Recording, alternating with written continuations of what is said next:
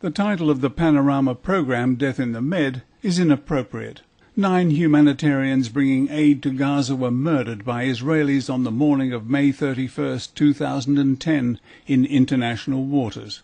But not even where they were killed was spelled out in full. Self-defense or excessive force? What really happened that night?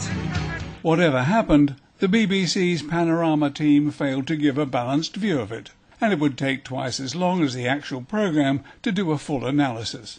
But here's an excerpt which sets the tone for this so-called documentary. The first helicopter hovered over the top deck of the ship.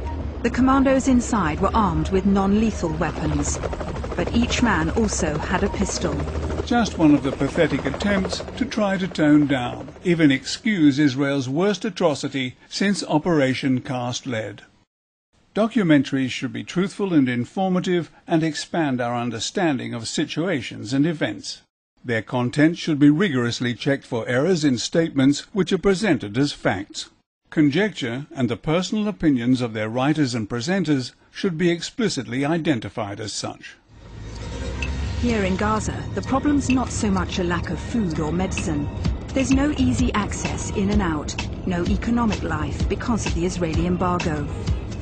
Hamas, which rules here, refuses to recognize Israel's right to exist. A disgracefully inaccurate overview of this imposed humanitarian disaster. The lack of food and medical supplies are huge problems, and the phrase, Hamas refuses to recognize Israel's right to exist, a worn-out media mantra.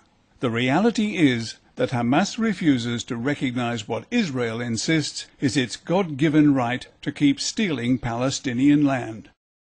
Palestine was stolen from its people, but Israel treats its victims appallingly, ignoring countless United Nations resolutions framed to stop them from doing so. But instead of giving some of the historical background behind the reasons for the Gaza Freedom Flotilla, what was trotted out was the trusty old rocket accusation. Militants have fired thousands of rockets at civilian targets in Israel in the past few years. True, but the main target for these non-exploding rockets is Sderot, whose history is linked to this tale of theft and woe as Sodom is to Gomorrah. In 1948, the Jewish Negev Brigade totally destroyed the little Palestinian town of Najd, close to where Sderot now stands, and its former inhabitants were forced to take refuge in Gaza, where, over 60 years later, some of their descendants are now imprisoned, including 800,000 children whose only offence is that they were born Palestinians.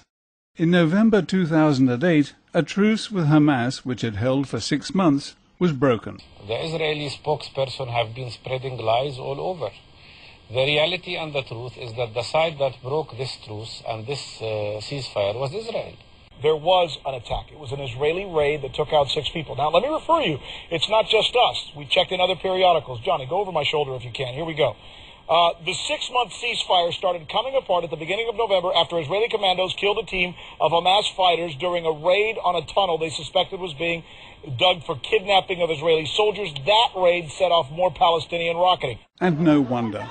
The Gaza blockade and Operation Cast Lead have had disastrous consequences for an already traumatized population, with the destruction or disabling of homes and factories, water and sewage treatment plants, electricity generating and distribution stations, vital agricultural land, buildings and machinery. With anemia, malnutrition and other medical conditions running rampant, the highest unemployment rate in the world, around 40%, and with all forms of international aid being controlled by, that's right, apartheid Israel, whose so-called defence forces left this charming 60-metre calling card in a Gazan agricultural field. These are the people who are imposing such appalling living conditions on Gaza, yet all you could mention, Miss Corbyn, is the frustrated reaction to it all. Militants have fired thousands of rockets at civilian targets in Israel in the past few years. But you found time to be critical of those coming to their aid. The IHH invited fellow Islamists from across the Arab world. Several of them made speeches against Israel on board. Then the head of the IHH, Bülent Yildirim, turned up the rhetoric. A totally unwarranted remark. The rhetoric is certainly being turned up, not by those on board the ship, but by the biased BBC.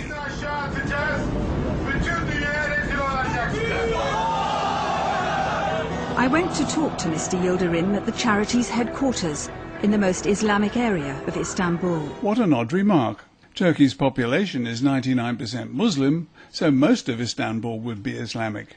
The IHH isn't just known for their humanitarian work.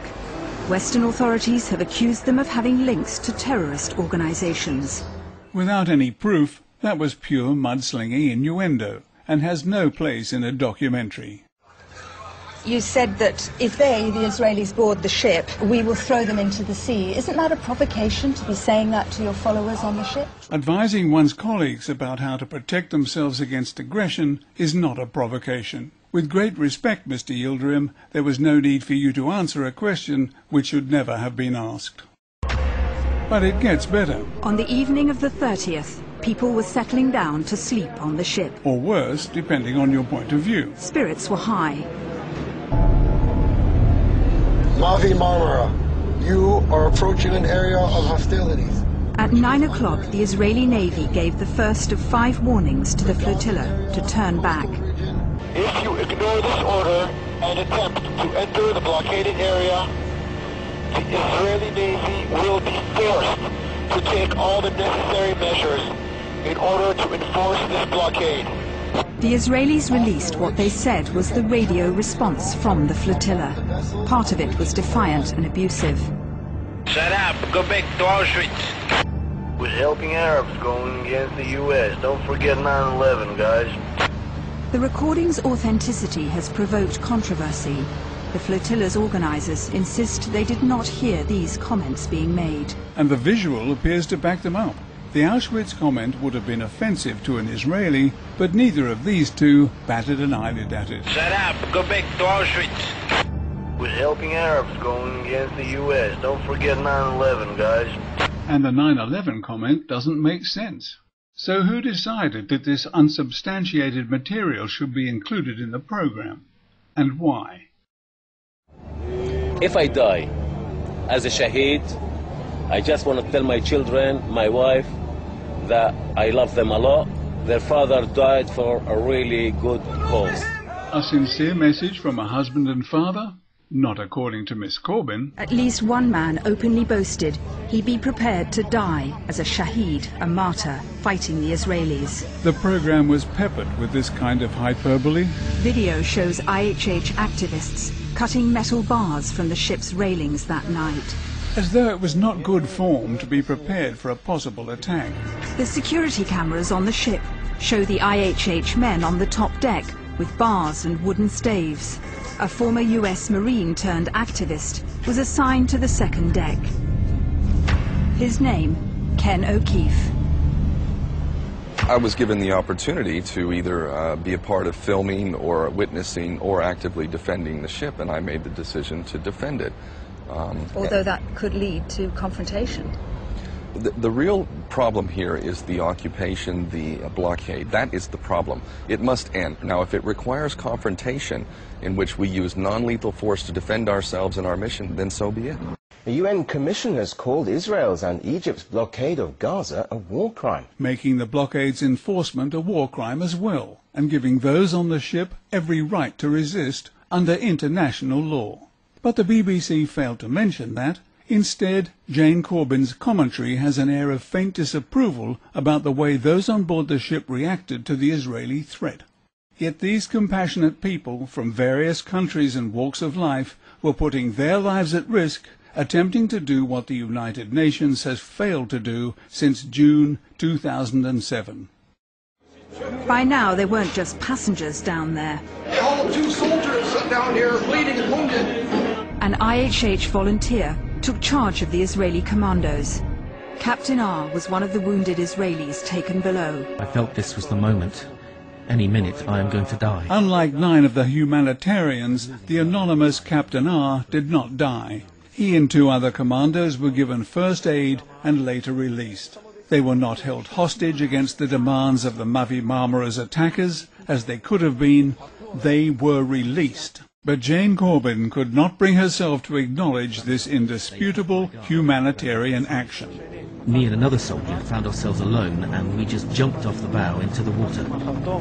All 3 Israeli commandos were rescued.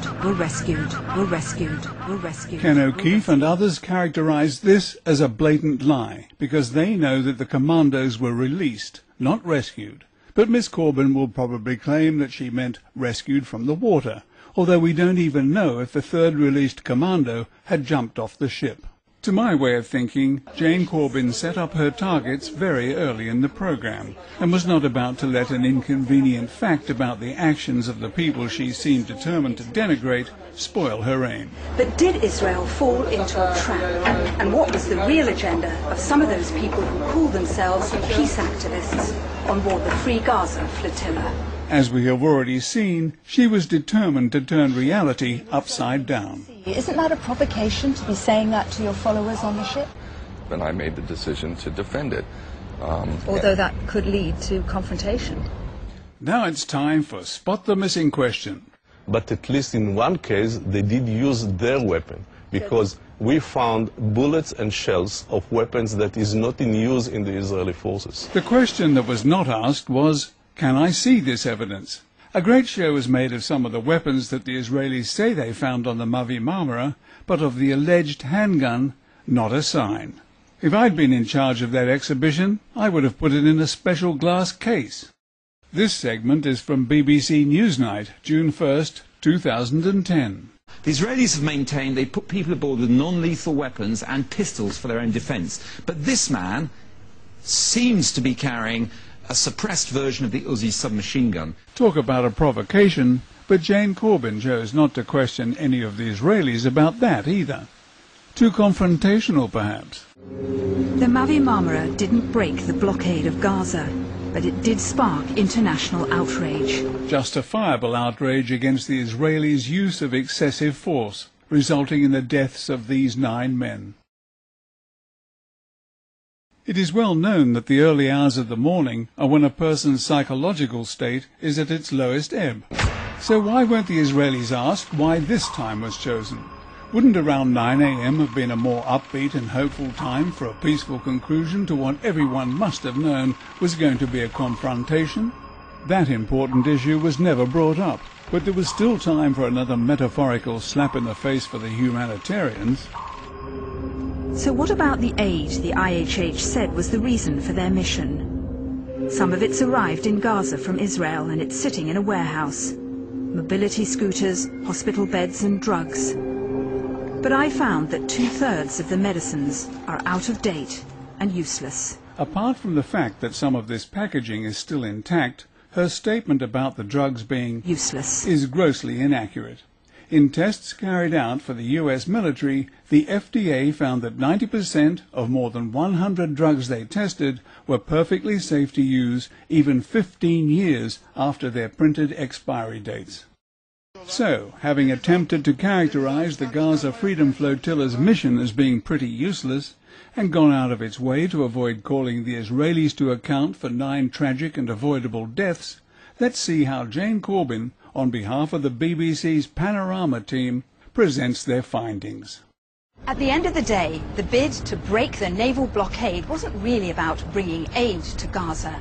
It was a political move designed to put pressure on Israel and the international community. And in turn, the obvious purpose of Panorama's Death in the Med was designed to take some of that pressure off Israel. The BBC's television and radio services reach an audience measured in hundreds of millions worldwide, but are primarily funded by taxes and license fees paid by the British public, not by Israel or its influential friends. So Panorama's biased and often untruthful treatment of Israel's worst atrocity since Operation Cast Lead should trigger a public inquiry about who is really in charge of one of the most influential broadcasters on the planet.